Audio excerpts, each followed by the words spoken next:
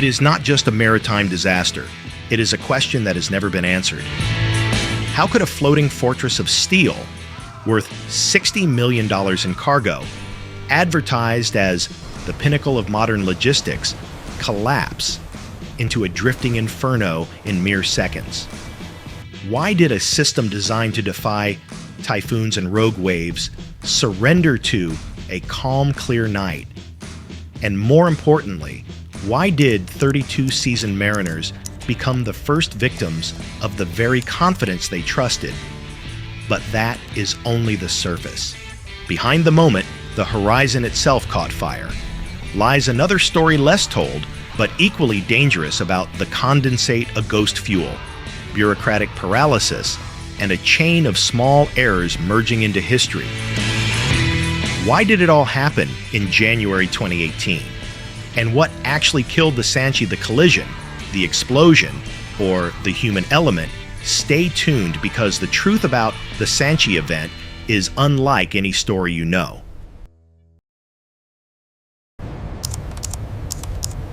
The East China Sea was not angry on the night of January 6, 2018.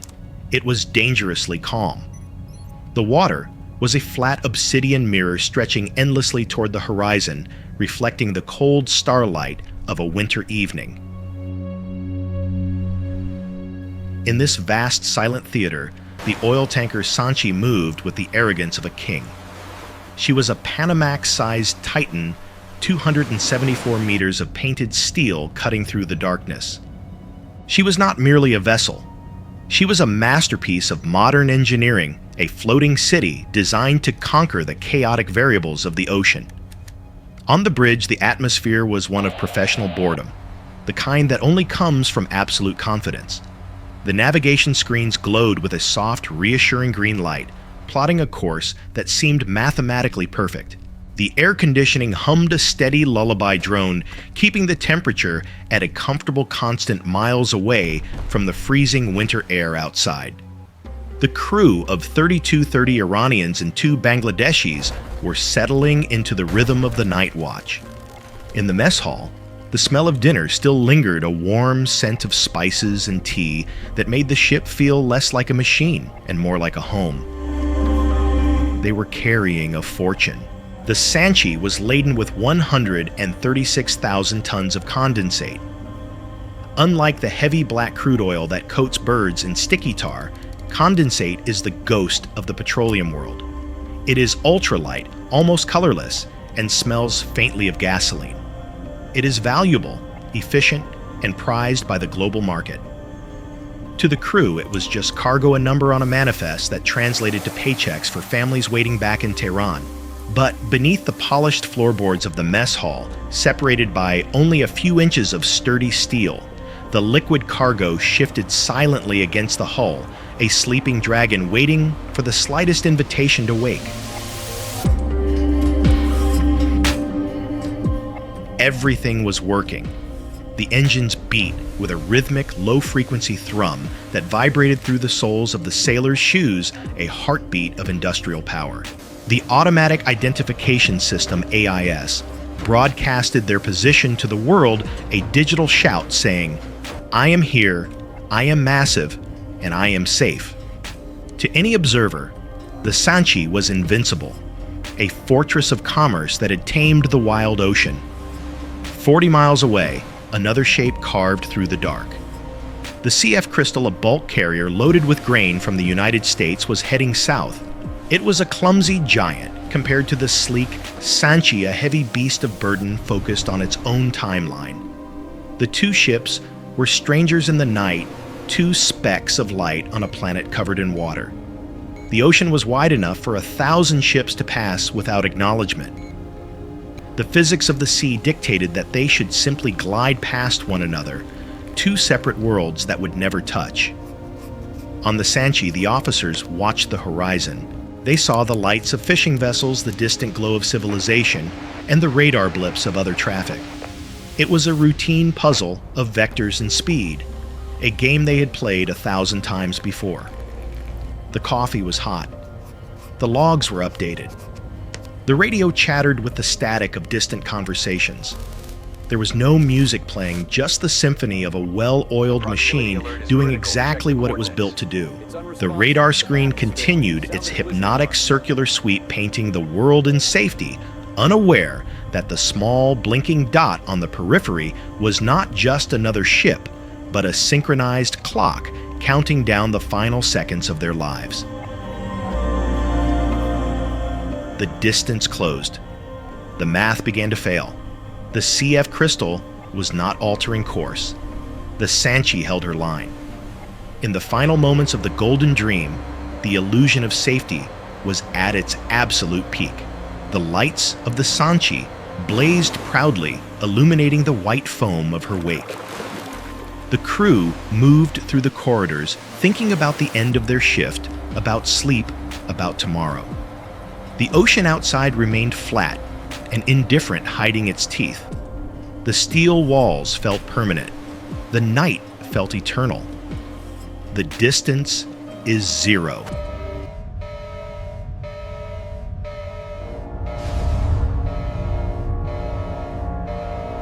There is no time to scream.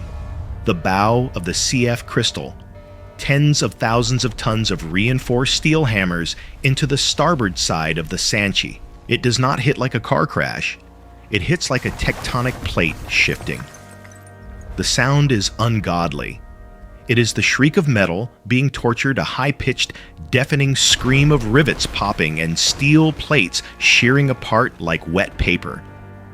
The Sanchi shudders, violently knocking men from their bunks, spilling the hot tea in the mess hall, and throwing the officers on the bridge against the consoles. The lights flicker. They die. Then the emergency red floodlights wash the bridge in the color of blood. For 3 seconds there is a pause, a false hope spike. The vibration stops. The CF crystal pulls back, scraping along the hull. On the bridge, a young officer grabs the railing, pulling himself up. He is breathing. The hull is breached, yes. The ship is wounded, yes. But they are alive. It is just a collision. Ships survive collisions. The captain shouts an order to check the damage. He reaches for the intercom, unaware that 3 decks below the friction of the tearing steel has already generated a single white-hot spark in a cloud of invisible gas. The condensate wakes up. It does not burn. It detonates. A shockwave of pure thermal energy obliterates the starboard side of the vessel. This is not a fire. It is a supernova born at sea. In a fraction of a second, the night ceases to exist. The sky turns a blinding magnesium white, brighter than the noon sun. The explosion is so violent, it shakes the windows of houses on islands miles away.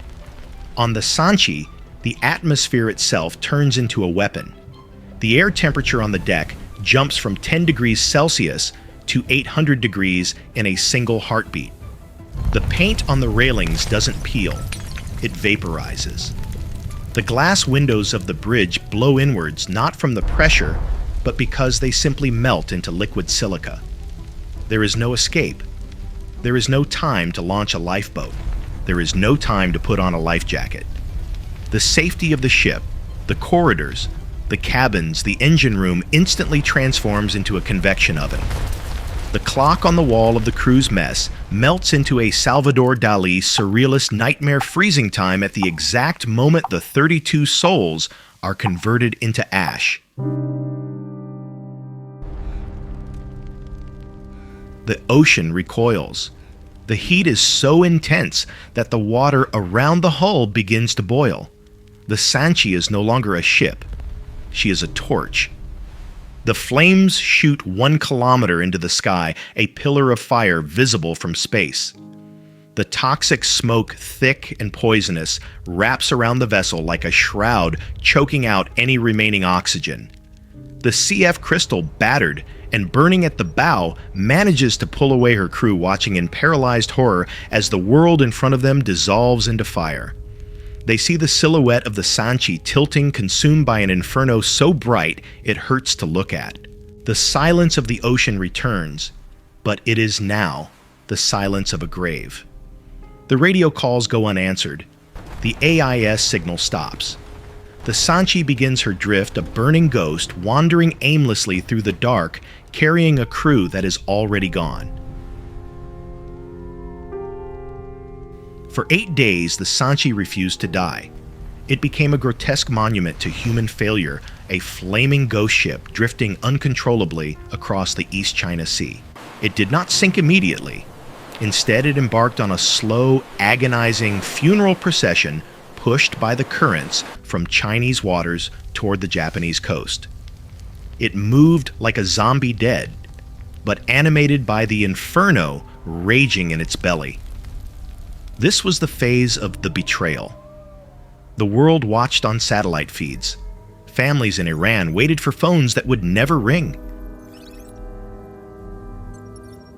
The official reports spoke of rescue operations and fire suppression. But the brutal reality was physics. The condensate was not just burning, it was creating a chemical exclusion zone. The smoke was not merely soot, it was a toxic cloud of hydrogen sulfide and carcinogens that blinded sensors and choked engines. The scale of the response was biblical. 13 vessels from China, South Korea, and Japan converged on the burning giant. They were the finest engineering marvels of the maritime world, firefighting tugs with high-pressure water cannons capable of shooting over skyscrapers. But against the Sanchi, they were toys. The water they sprayed evaporated before it even hit the deck. The steel hull was glowing cherry red, radiating heat so intense that the plastic visors on the rescue helmets softened if the crews got too close. The ocean, usually the extinguisher, had become the fuel. The condensate leaking from the hull turned the water surface itself into a burning lake, trapping the ship in a ring of fire. Then on January 13th came the moment of the resurrection. The wind shifted. The toxic plume cleared just enough for a suicide mission. The Shanghai Salvage Bureau sent 4 men, elite engineers wrapped in heavy thermal suits, onto the stern of the burning vessel. Zoom in. Forget the massive fireball. Focus on the boots of the lead rescuer hitting the deck. The steel was warping under his feet, groaning like a dying animal. The air temperature was 89 degrees Celsius. They had minutes before their respirators melted. They were not looking for survivors that hope had evaporated days ago. They were looking for the truth. They moved through the charred skeleton of the bridge. Everything was ash. The complex computers, the captain's chair, the family photos all erased. They found the voyage data recorder VDR, the black box. It was scorched, but intact. And then they found the crew. Not all of them. Just 2 bodies frozen in time on the lifeboat deck. They were not burned. They were mummified by the heat statues of grief left behind in the chaos. The rescuers had to make a brutal calculation, take the box, take the 2 bodies, and leave the rest. The ship was groaning louder. The explosions were restarting. The VDR sat in the rescuer's bag, a small, bright orange cube ticking quietly, holding the only digital memory of the 30 men left behind in the fire. The team retreated. The window closed. On January 14th, the Sanchi finally surrendered. A massive explosion ripped the bow apart. The ship tilted vertically, looking like a tombstone aimed at the sky. As it slipped beneath the waves, it hissed a massive cloud of steam rising as the Atlantic-sized fire was finally quenched by the Pacific depths. It took the remaining 29 bodies down, with it settling 115 meters deep on the ocean floor. The resurrection was over. The investigation began. The fire is out. The smoke has long since dissipated into the jet streams of the atmosphere. The cameras have packed up, the journalists have flown home, and the world has scrolled past the headline. But to say the Sanchi disaster ended on January 14, 2018 is a lie. The sinking was not an end. It was a transition. When the Sanchi slipped beneath the waves, taking 29 souls and thousands of tons of volatile chemistry with it, it did not disappear. It became something else. It transformed from a vessel of commerce into a permanent festering wound in the biology of the Pacific. The invisible stain history remembers oil spills in black and white. We remember the Exxon Valdez or the Deepwater Horizon because they were visually traumatic. We saw the blackened beaches, the dying pelicans coated in tar, the thick sludge washing up on pristine shores. Those images demanded our outrage. They gave us a villain we could see and a mess we could try to clean. The Sanchi offered us no such comfort. It was the first major condensate spill in history, and it revealed a terrifying truth about our modern chemical reliance. The most dangerous killers are the ones you cannot see. Condensate does not float like crude oil. It does not sit on the surface waiting to be scooped up. It is a phantom. Upon contact with the water, it fractured. Some of it evaporated, poisoning the air for miles. But the rest dissolved, mixing with the seawater to create a toxic, invisible plume that sank into the water column. This was not a stain. It was a sterilization. The East China Sea is one of the most vital fisheries on the planet, a nursery for millions of marine lives. The Sanchi didn't just coat them in oil. It chemically annihilated them. The toxic plume drifted silently, a translucent cloud of death, killing fish eggs, larvae, and plankton, the very foundation of the ocean's food chain. It was a massacre at the microscopic level. There were no photos of dead birds to rally the public, only a silent, vast emptiness where life used to be. The ocean did not bleed black. It simply went sterile. The abyssal tomb. Now let us descend, 115 meters down. The pressure here is crushing over 11 atmospheres, enough to collapse a human lung in seconds. Here lies the corpse of the Sanchi. It rests on the seabed, a twisted cathedral of steel wrapped in eternal darkness. It is no longer a machine defined by horsepower or knots. It has become geography. The hull, once painted in bright industrial colors, is now shedding its skin, rusting into the silt. Inside this steel tomb, time has stopped. If you could survive the pressure and shine a light into the corridors, you would see the artifacts of a life interrupted. You would see a coffee cup, miraculously unbroken, resting on a table that is now bolted to a floor, tilted at a chaotic angle. You would see the unrecognizable remnants of the bridge where decisions were made that cost everything. And you would be in the presence of the 29 men who never came home. They are not missing. We know exactly where they are. They are trapped in the iron belly of the beast that killed them. The families in Iran and Bangladesh do not have graves to visit. They do not have headstones in a sunlit cemetery. Their memorial is a set of GPS coordinates in the middle of a hostile ocean. The pressure of the deep preserves the tragedy. It holds the ship in a cold, crushing embrace, ensuring that the Sanchi remains a monument to the moment the technology failed. The complicity of comfort.